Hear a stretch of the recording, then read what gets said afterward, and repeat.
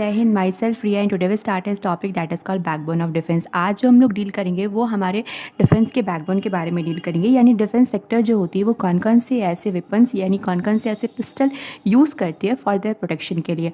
हम लोग रेंज के अनुसार हम लोग रैंकिंग देंगे। तो फर्स्ट जो हमारे टॉप 10th रैंक पे आता है वो है हमारा पिस्टल ऑटो 9mm1A। ठीक है, ये जो होती है ये इंडियन आर्म फोर्स जो यूज़ करते हैं स्ट्रांगली एंड स्टैंडर्ड पिस्टल माना जाता है इसको। ये राइफल फैक्ट्री इस्लामापुर में मैन्युफैक्चरिंग की जाती है। सेल्फ लोडिंग और सेल्फ कंट्रोलिंग पिस्टल माना जाता है और इसकी जो रेंज कैपेबिलिटी जो होती है ना वो हमारा 13A की कैपेसिटी में होती है। ये पिस्टल ऑटो 9mm1A जो होती है वो इंडियन आर्मी, CRPF और स्टेट पुलिस के द्वारा वाइडली यूज़ किया जाता है। एग्जामिनर आपसे क्वेश्चन पूछ सकते हैं कि इसकी रेंज क्या होती है। ठीक है, इसको कौन सी सेक्टर जो है वो वाइडली यूज़ करती है। तो जाहिर सी बात है इसकी जो रेंज होती है वो 13A कैपेसिटी के अकॉर्डिंग होती है। इसको जो यूज़ किया जाता है वो इंडियन आर्मी, CRPF और स्टेट पुलिस के द्वारा वाइडली यूज़ किया जाता है। Come to the next point and that is called SAF carbine 2A1 सब मैरिन गन के बारे में हम लोग डील करेंगे। यह जो गन होता है ना यह हमारा 1A1 का साइलेंसर गन माना जाता है। दैट मीन्स साइलेंसर जो पैरेलली यूज़ किया जाता है। ठीक है, यह गन में जो पैरेलली जो होता है वहाँ पे साइलेंसर यूज़ किया जाता है और इसकी जो मैन्युफैक्चरिंग होती है वो कानपुर में होती है।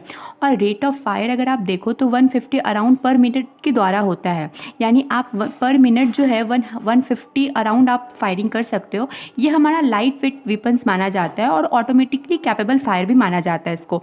तो फर्स्ट हम लोगों ने डील किया पिस्टल ऑटो 9mm के बारे में। नाउ सेकंड हम लोगों ने डील किया SAF कार्बाइन 2A1 सब मैरिन गन के। कल करे सो आज कर, आज करे सो अब, पल में परलय होएगी, वीडियो लाइक करेगा। Next point and that is called Vidhwansak anti material rifle. तो विवाशक एंटी मटेरियल राइफल क्या होती है? तो जनरली आप विवाशक का वर्ड्स अगर आप देखो, संस्कृत वर्ड्स देखो तो दैट मीन डिस्ट्रॉयड। ठीक है, इसकी मैक्सिमम रेंज ऑफ फायरिंग क्या होती है तो 2300 होती है। इफेक्टिव रेंज ऑफ फायरिंग क्या होती है 1800 होती है। प्लेस ऑफ ऑरिजिन क्या होता है, ये इंडिया का होता है। और जनरली इंडिया में कौन सी जगह से बिलोंग करते हैं यानी कौन से स्टेट या कैपिटल से फॉर्मेशंस होता है तो ऑर्डिनरीज फैक्ट्री ऑफ त्रिपुरा। ठीक है, यहाँ से इसका फॉर्मेशंस होती है। यूजेस अगर आप देखो यानी इसकी राइफ़ल की यूजेस अगर आप देखो तो ये हमारा लाइटर आर्म्स व्हीकल्स में, हमारा आर्मी बंकर्स में, रिडार सिस्टम्स में, फ्यूल स्टोरेज सिस्टम को ये डिस्ट्रॉयड करने में हेल्प ली जाती है इसकी। Now come to the next point and that is called AKM assault rifle. तो जनरली हमारा AKM असॉल्ट राइफल क्या होता है तो ये हमारा AK-47 का एडवांस वर्जन है यानी हाई पावरफुल राइफल माना जाता है।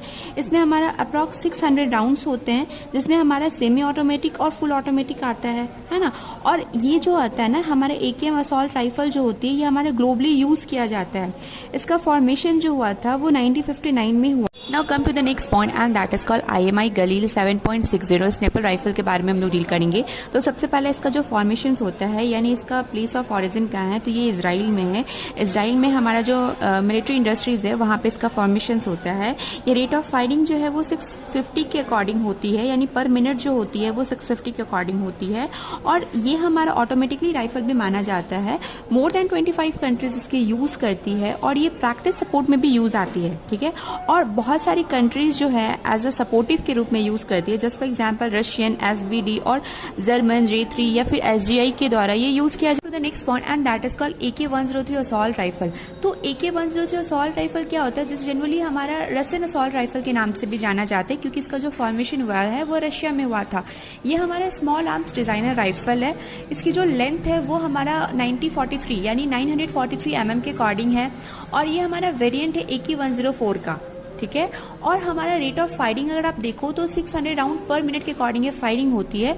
और इसका प्रोड्यूस कब हुआ था तो ये 1994 में इसका प्रोड्यूस हुआ था यानी ये फॉर्मेशन हुई थी इस ईयर में 1994 में हुई थी। ईयर क्या है हमारा यानी एरिया क्या है हमारा तो Russian assault rifle.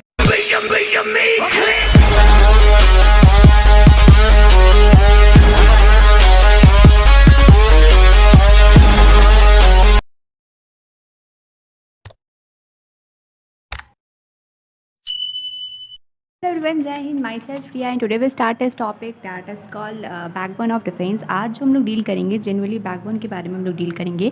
Last video में हम लोगों ने कुछ गन या कुछ राइफल के बारे में हम लोगों ने डील कर लिया था, कवर अप कर लिया था। आज जो है हमारा 4th नंबर पे है जो कि है हमारा ड्रैगनफ SBD-59 स्पाइनर राइफल, ठीक है।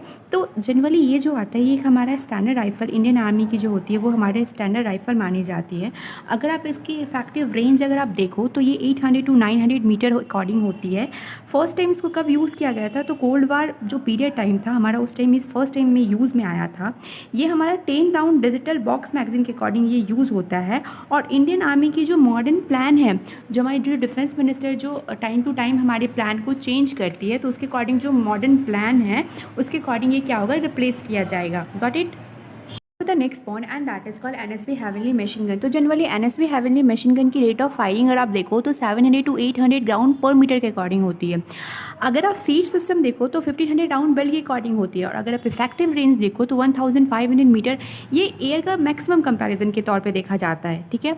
अगर आप डिज़ाइन देखो तो ये सॉल्वेंट के द्वारा डिज़ाइन किया जाता है। अगर आप फैक्ट्री देखो तो ये त्रिपुरा में ये मैन्युफैक्चरिंग होता है।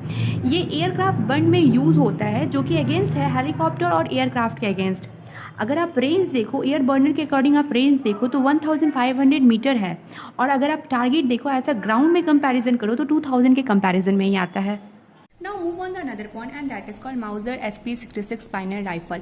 तो माउजर SP-66 स्पाइनर राइफल जो है ये हमारा कोल्ड वार एरा के टाइम में ये यूज़ हुआ था। जनरली ये जर्मन का ओरिजिन है और इसका जो डेवलप हुआ था वो 1970 में डेवलप हुआ है। ये सिविलियन मॉडर्न 66 के अकॉर्डिंग ये सुपर बेस राइफल माना जाता है और जनरली ये हंटिंग के बेसिस पे भी काम आता है। इसकी जो इफेक्टिव रेंज है वो 800 है, जबकि इंटरनल अब 3 राउंड मैगजीन है इसका। Now come to the another point and that is called SIJ-716G2 assault rifle. तो जनरली इसकी जो इफेक्टिव रेंज अगर आप देखो तो 500 मीटर माना जाता है। और अगर फीड सिस्टम देखो तो 10, 20, 30 अराउंड के अकॉर्डिंग माना जाता है। It is one of the very powerful rifle माना जाता है, ठीक है। ये हमारा असॉल्ट राइफल अगर ये 16 मीटर के अकॉर्डिंग आता है। अगर आप पोजीशन के बेसिस पे देखो तो ये 6 पोजीशन पे आता है।